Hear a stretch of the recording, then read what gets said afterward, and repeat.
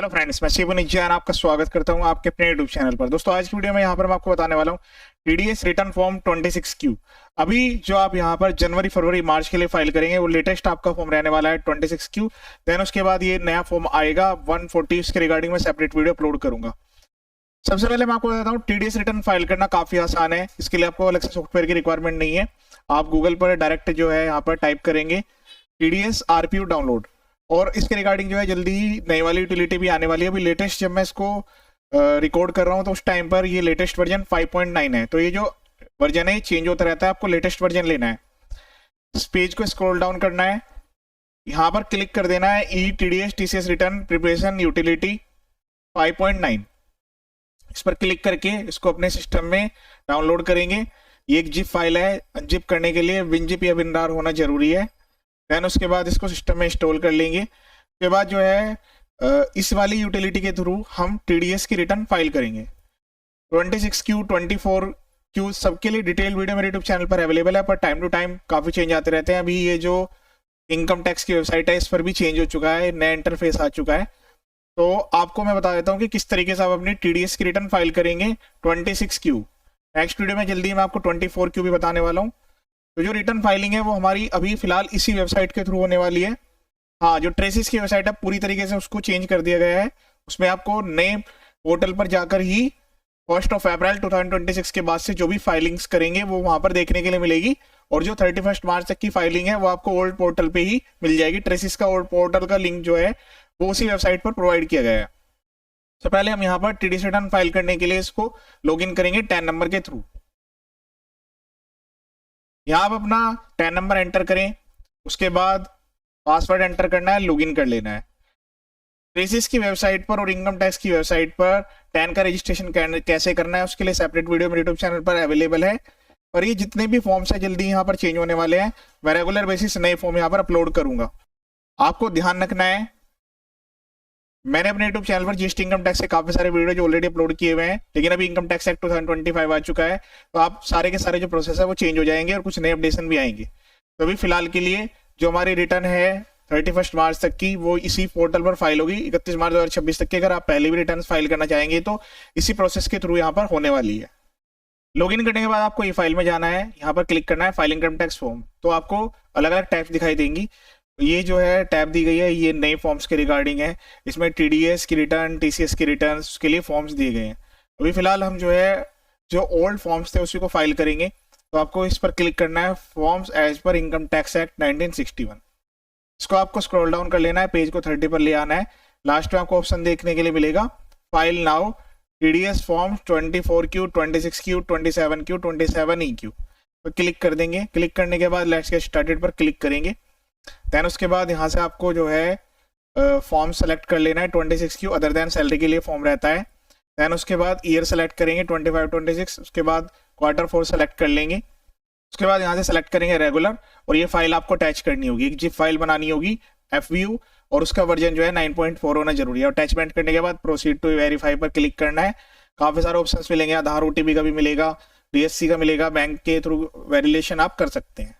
चलिए अब हम यहाँ पर तैयार कर लेते हैं जो हमने यूटिलिटी डाउनलोड किया उसमें क्या डाटा भरना है, उससे कैसे फाइल तैयार होगी। वीडियो को पूरा एंड तक देखिएगा, वीडियो शॉर्ट में ही रहने वाला है। तो यहाँ पर आप देख सकते हैं ये इस तरह की फाइल आई है। इस पर आपको राइट क्लिक कर लेना है, एक्सट्रैक्ट फाइल पर क्लिक कर लेंगे तो एक फोल्डर ओपन हो जाएगा आपके सिस्टम में। जो है वो विनजिप या विनरार पहले डाउनलोड कर लीजिएगा, उसको क्लिक करना है। क्लिक करने के बाद इसी के अंदर में कुछ डाटा की यहाँ पर फीडिंग होगी। अगर आप फर्स्ट टाइम फाइल कर रहे हैं तो भी आप आसानी से फाइल कर सकते हैं, आपको इसमें कोई दिक्कत नहीं आने वाली है। ठीक है, इस पर क्लिक कर लेंगे। क्लिक करने के बाद आपको काफी सारी फाइल देखने के लिए मिलेगी, इस पर आपको क्लिक कर लेना है। ठीक है, देन उसके बाद इस टाइप का मैसेज आएगा, ओके पर क्लिक कर देंगे। उसके बाद सेलेक्ट पर 26Q सेलेक्ट करेंगे, कंटिन्यू पर क्लिक कर देंगे। क्लिक करने के बाद कुछ बेसिक डिटेल्स यहाँ पर एंटर करने की रिक्वायरमेंट आएगी। सबसे पहले जो है सेलेक्ट करेंगे 25-26 Q4 के बाद क्वार्टर सेलेक्ट करने के बाद आपको जो है 10 नंबर लिख देना है। जिस भी एंटिटी के लिए आप फाइल कर रहे हैं उसका 10 नंबर आएगा, यहाँ पैन नंबर आएगा, एंटिटी का स्टेटस आएगा। जैसे अभी मैं फर्म के लिए फाइल कर रहा हूँ तो मैं फर्म सेलेक्ट करूंगा। उसके बाद इस प्लेस पर आपको फर्म का नेम लिखना है। अगर आपकी कोई ब्रांच है तो यस लिख देंगे, अदरवाइज यहाँ पर नो टाइप करेंगे। जो फील्ड्स मैंडेटरी नहीं है उसको आप छोड़ सकते हैं। देखिए ये फील्ड जो है ये एनेबल ही नहीं है, तो ये जब आप रिटर्न रिवाइज करते हैं उस टाइम पर वर्क करेंगे। यहाँ प्रॉपर आप अपना खुद का एड्रेस लिख देंगे with mobile number and email ID. Then उसके बाद आपको लिखना होगा कि ये रिटर्न फाइन करने के लिए आपको एंटिटी के बिहाफ पर पर्सन को ऑथराइज करना होगा। अगर आप खुद के लिए कर रहे हैं तो सेल्फ खुद का ही पैन यूज करेंगे, बाकी कोई अदर एंटिटी है जो भी ऑथराइज पर्सन है उसकी डिटेल्स आएगी, नेम, पैन नंबर, डेजिग्नेशन कि वो प्रोप्राइटर है, पार्टनर है, डायरेक्टर्स हैं, या जो भी उनकी पोजीशन है वो यहाँ पर मेंशन करेंगे। उनका खुद का एड्रेस आएगा, ईमेल आईडी, मोबाइल नंबर। उसके बाद पूछा जाएगा क्या लास्ट रिटर्न से एड्रेस चेंज है, अगर है तो यस, अदरवाइज नो। सेम यही वाला ऑप्शन ऊपर भी दिया गया है, ये फर्म के एड्रेस के लिए और ये उस पर्सन के एड्रेस के लिए है। या आपने इससे पहले रिटर्न फाइल किया, यस पर क्लिक करेंगे। ये नंबर आपको कहाँ से मिलेगा मैं बता देता हूँ। अगर आपकी फर्स्ट रिटर्न है तो नो पर क्लिक करना है, ठीक है। तो उसी वाली वेबसाइट पर चलते हैं फिर से। दोबारा आपको क्लिक करना है, ये फाइल में जाना है, व्यू फाइल रिटर्न्स पर क्लिक करेंगे। ये नए फॉर्म्स जब आ जाएंगे, फाइल हो जाएंगे तो लिस्ट की लिस्ट आ जाएगी। अभी पुराने फॉर्म्स दिए गए हैं, लिस्ट अवेलेबल है। व्यू ऑल्स पर क्लिक करेंगे। क्लिक करने के बाद यहाँ से ऑप्शन मिलेगा जो लेटेस्ट रिटर्न है, डाउनलोड रिसिप्ट पर क्लिक करेंगे। वैसे तो ये जो RRR नंबर होता है आप इसको कॉपी करके भी डायरेक्ट पेस्ट कर सकते हैं, यही नंबर होता है, पर रिसिप्ट्स को डाउनलोड करके अपने पास रख लीजिएगा, ठीक है। मैंने फिलहाल इसको भी कॉपी कर लिया है। कॉपी करने के बाद इसको यहाँ पेस्ट कर देंगे। ईमेल आईडी, मोबाइल नंबर आएंगे, जो एंटिटी के बिहाफ पर एंटिटी के डिटेल्स आएगी, जो पर्सन रेस्पॉन्सिबल है उनकी डिटेल्स यहाँ पर एंटर होगी। उसके बाद नेक्स्ट पोर्शन आएगा चालान एंटर करने का। तो आपको एड्रो पर क्लिक करना है कि आप इस स्टेटमेंट में कितने नंबर ऑफ चालान्स सबमिट करने हैं। अगर सपोज करें 3 सबमिट कर रहे हैं, ओके पर क्लिक कर देंगे। इस प्लेस पर TDS की वैल्यू लिखनी है, जो अमाउंट आपने TDS जमा किया उस पर्टिकुलर चालान में, एक एक चालान की एंट्री होगी। अगर आपने कोई इंटरेस्ट भी जमा किया है, लेट फीस जमा किया है, वो भी सेस और सरचार्ज और एजुकेशन सेस जो है अभी फिलहाल एप्लीकेबल नहीं है, आपको इसको छोड़ देना है। इस प्लेस पर BSR कोड लिखेंगे, डेट लिखेंगे चालान की, देन चालान का सीरियल नंबर।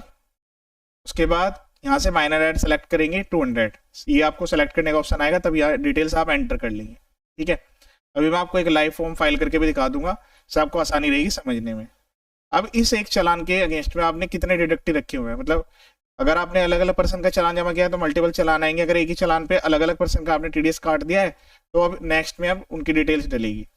इंसर्ट रो पर क्लिक करेंगे। सपोज करें पहले पर 2 पर्सन का TDS कटा है, उससे अगले पर 1 पर्सन का TDS कटा है, उससे नेक्स्ट पर 2 पर्सन का TDS कटा है। यहाँ पर 5 लाइन आइटम्स आ जाएगी, ठीक है।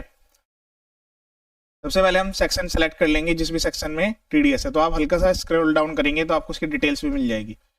यहाँ पर डाटा कॉलम वाइज कॉपी भी हो सकता है, Ctrl+C Ctrl+V के द्वारा आप इसको कॉपी पेस्ट कर सकते हैं। डिडक्टिव रेफरेंस नंबर में आपको कुछ नहीं लिखना है।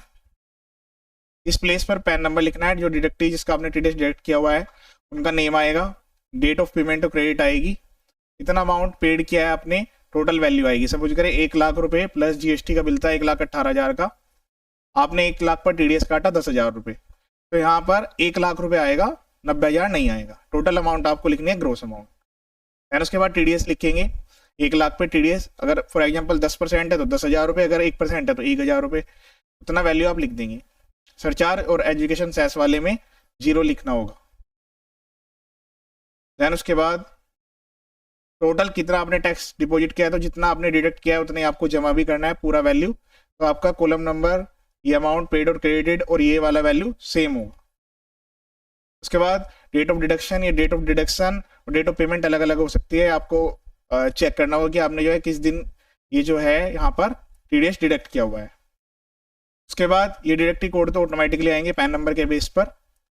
यहाँ पर आपको रेट लिख देना है, जिस भी रेट से आप इस पर्सन का TDS डिडक्ट कर रहे हैं।